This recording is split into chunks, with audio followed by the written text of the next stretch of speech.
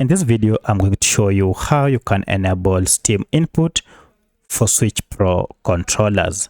If you find this video helpful, I'll kindly request that you support me by liking the video and also by subscribing to my channel.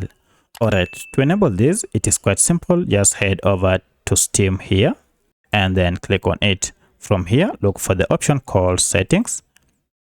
And once you click on Settings, we shall have these options that you can use to manage your controllers. From this, look for the option called Controller. You can see it is here. Go ahead and click on it. Now from here, go ahead and enter external gamepad settings.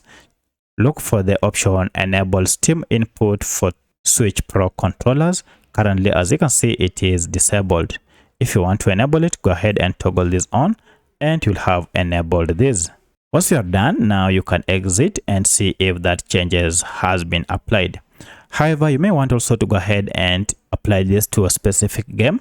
For instance, if you want to apply this to a specific game, go just to your library, identify the game that you want to apply this, and then go ahead and right click on it and then go to properties here and then choose the option called controller.